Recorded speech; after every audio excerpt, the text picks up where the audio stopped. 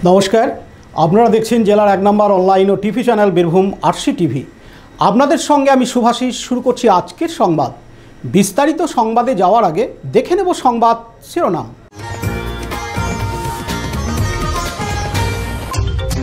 ছাত্রী খুনে দিশম আদিবাসী গাঁওতার অবস্থান বিক্ষোভ ও পথসভা রামপুরহাটে। ছাত্রী খুনের ঘটনায় ইলামবাজারে আদিবাসী সংগঠনের মিছিল ও পথসভা। এবার সংবাদ বিস্তারিত। বীরভূমের রামপুরহাটের বারোমেশিয়া কাণ্ডে নাবালিকা ছাত্রী ধর্ষণ ও খুনের ঘটনায় অভিযুক্ত জনৈক স্কুল শিক্ষকের ফাঁসির দাবিতে গতকাল শুক্রবার 17 অক্টোবর আবার রামপুরহাটে দিশম আদিবাসী গাঁওতার পক্ষ থেকে বিশাল মিছিল বের করা হয়।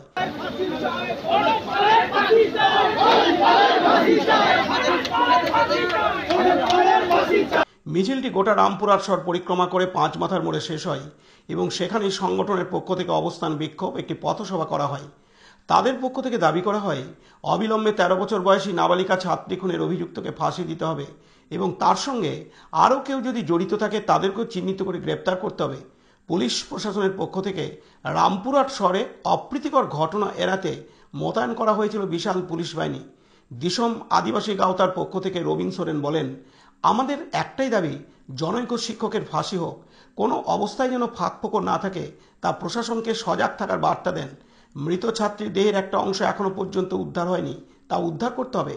ন্যাক্কারজনক ঘটনার পরিপ্রেক্ষিতে এদিন রামপুরহাট শহর স্তব্ধ করে দেওয়া হয়েছে। শাসক দল, বিরোধী দল, আদিবাসী সংগঠনের প্রতি কুৎসা রটানো হয়েছে। মৃতার পরিবারের লোকজন আমাদের সঙ্গে আছে। এখানে কোনো রাজনৈতিক দল দাঁত ফোটাতে পারবে না। 9 তারিখে বিভিন্ন রাজনৈতিক দলের চামচারা এসে আমাদের গালি দিয়ে গেছে। বিভিন্ন রাজনৈতিক দলের চামচারা আমার নামে কুৎসা রটিয়ে গেছে, আমার সংগঠনের নামে কুৎসা রটিয়ে গেছে। এটার প্রতিবাদ, যেমন কুঞ্জিমিরুর প্রতিবাদ আমরা জানাচ্ছি ফাঁসির জন্য, এই ফাঁসির দাবিটাকে কোথাও অন্য জায়গায় ঘুরিয়ে দেওয়ার চেষ্টা করছে কিন্তু রাজনৈতিক দলরা, যাতে কুঞ্জিমিরুর ফাঁসিটা না হয়। আমার বিরুদ্ধে বলে কিন্তু লাভ নেই ভাই, সংগঠনের বিরুদ্ধে বলে লাভ নেই।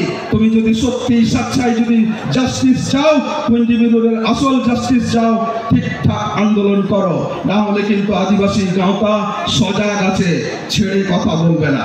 তুমি ঝাড়গ্রাম থেকে এসে কমরেড বন্ধু আমাকে গালি দেবে, তুমি ভাই এখানে মহিলা কমিশন নিয়ে এসে ধর্ষককে নিয়ে এসে তুমি তার বাড়িতে যাবে, আদিবাসী গাঁওতা মেনে নেবে না। এবারে ধর্ষককে নিয়ে তুমি চলছো, এটা হতে দেব না।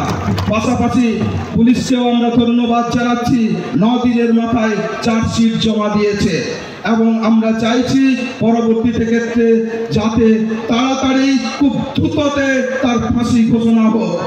3 মাসের মধ্যে ফাঁসি ঘোষণা না হলে আমরা কিন্তু বৃহত্তর আন্দোলনে যাবে। কলকাতার রাজপথে এই আন্দোলনটাকে নিয়ে যাব। কলকাতার রাজপথের আন্দোলনেও যদি না হয়, আমরা রাষ্ট্রপতি ভবনটাকেও ঘেরাও করব পরবর্তী ক্ষেত্রে এবং রাষ্ট্রপতির কাছেও আমরা আবেদন জানাবো পরবর্তীতে যাতে এই কুঞ্জিমিরুর ফাঁসি হয়। আর যদি তাতেও না হয়, আদিবাসী সমাজের লবির মিনা বাড়াই যাবে, তো লবির আদিবাসী সমাজের লবির আছে। জেল খন বনডুকিয়া ইয়া সিরিঞ্জ অলমিরা ইয়া সিরিঞ্জ অলমিরা তিস ওনা চিকর পিডারিয়া মারহেট বুন্ডাপুদা উনহিলা ওনা চিকর পিডারিয়া মারহেট আবু বুন্ডাপুদা। যাই হোক, আদি সারাও। জনৈক শিক্ষকের ফাঁসির দাবিতে প্রয়োজনে রাষ্ট্রপতির কাছে যাওয়া হবে, রাজভবনের সামনে ধর্নায় বসাবে বলে হুঁশিয়ারি দেন। জনৈক শিক্ষকের ফাঁসি চাই, এর জন্য আন্দোলন চলবে। এদিন তিনি আরও জানান, দাবিতে পথে নেমেছেন। আজকে মনোজ পালের ফাঁসির দাবিতে আমরা মাঠে নেমেছি। কি কি দাবি নিয়ে? দাবি একটাই দাবি আমাদের, ফাঁসি, মনোজ পালের ফাঁসি হোক। ফাঁসির কোনোভাবে গোলে না কোথাও বেরিয়ে চলে যায়, মানে কোথাও ফাঁকফোকর না থাকে, প্রশাসনকে সজাগ করে দেওয়া, ফাঁকফোকর না থাকে। এখনও প্রশাসনের যে অংশটা যে বাকিদের অংশটা উদ্ধার করেনি, সেটাকেও পুলিশকে আমরা বলছি সেটা উদ্ধার করার জন্য। এটার জন্যই আজকে রাস্তায় নেমেছি। আর বিশেষ করে এটাও আমরা নেমেছি যে যেভাবে রাজ্য জুড়ে বিভিন্ন জায়গায় মহিলাদের নারী নির্যাতন বাড়ছে, দিনের পর দিন বাড়ছে, প্রশাসন নিশ্চুপ আছে, সেখানে প্রশাসন কোনো রকম করছে না। এখানে মনোজ পাল যে নক্কারজনক ঘটনা ঘটিয়েছে তারই প্রতিবাদে আমরা রামপুরহাট শহর স্তব্ধ করে দিয়েছি। আজকে জনস্রোত আজকে দেখতে পাচ্ছেন আপনারা রামপুরহাট শহরে। আজকে এখানে যে শাসক দলই আছেন, এখানে বিরোধীরা আছেন, প্রত্যেকেই এখানে কয়েকদিন আগে আমাদেরকে বিভিন্ন রকম প্রচার উঠিয়ে গেছে। এখানে পরিবার আমাদের সাথে আছে, পরিবার আদিবাসীর সাথে আছে, কোনো রাজনৈতিক দল এখানে দাঁত ফোটাতে পারবে না। এবং আজকে আমরা ফাঁসি চাইছি, ফাঁসি যদি না হয় আমরা রাষ্ট্রপতির কাছে যাব, মহামান্য রাষ্ট্রপতির কাছে যাব, আমরা রাজভবনে ধর্নায় বসবো যদি ফাঁসির কোথাও যদি গলে যায়। এটা আজকে আমরা হুঁশিয়ার দিয়ে দিলাম।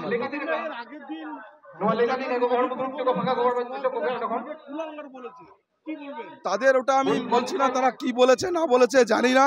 আপনারা এবার দেখুন কি কার কতটা কি আছে, আপনারাই বলবেন। এটা আমি তাদের বিরুদ্ধে কিছু বলবো না, তাদের বিরুদ্ধে আমি আদালতের কাছে আমার এটাই আশা, আমরা যদি নিম্নতম আদালতে সেই আইনের মাধ্যমে যদি ন্যায় বিচার না পাই, তাহলে আমরা সুপ্রিম আদালতে গিয়ে পৌঁছাবো।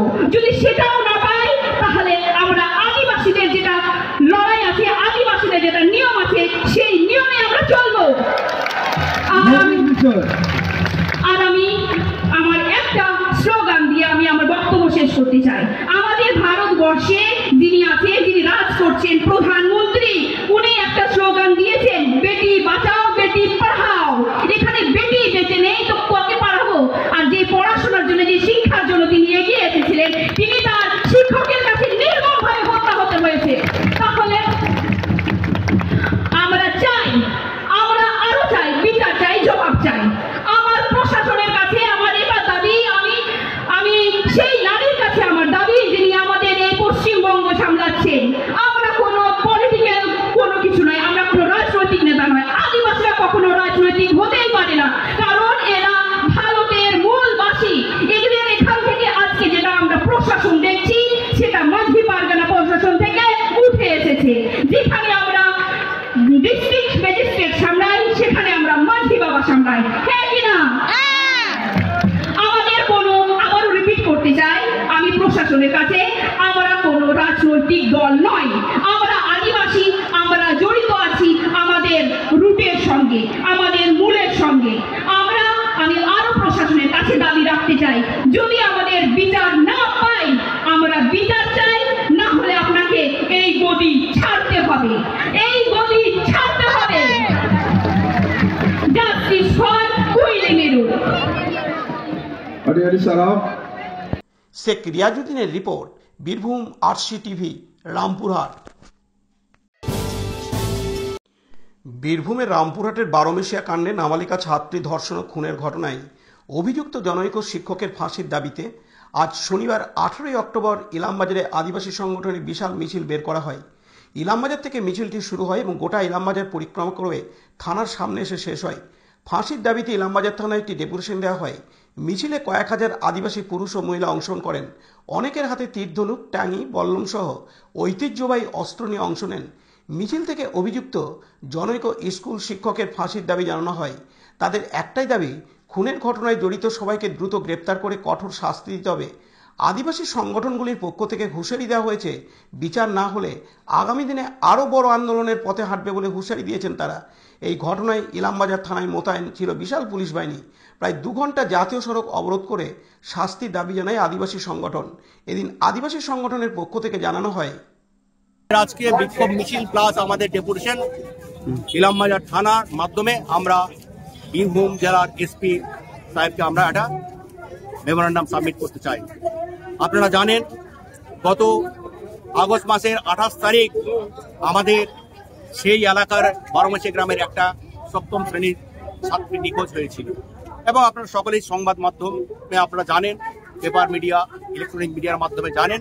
সেখানে সেই ছাত্রীকে অপহরণ করে তারই স্কুলের এক শিক্ষক মনোজ পাল। সেই মনোজ পাল তাকে অপহরণ করার পর তাকে ধর্ষণ করে নৃশংসভাবে পাশবিক নির্যাতন চালায় এবং তার সাথে সাথে তাকে গলা টিপে হত্যা করার পর তার শরীর টুকরো টুকরো করে বস্তাবন্দি করে। আর সেই প্রমাণ লোপাটের পর সে, আপনারা জানেন, সে বস্তাবন্দি করে যখন আমরা শুধু ওটা নয়, সারা পশ্চিমবাংলা এবং বীরভূমের আদিবাসী। কাজী আমিরুল ইসলামের report, Birbhum RC TV, Ilambazar. আজকের সংবাদ এই পর্যন্ত। পরবর্তী সংবাদের জন্য চোখ রাখুন বীরভূম আরসি টিভির পর্দায়। নমস্কার।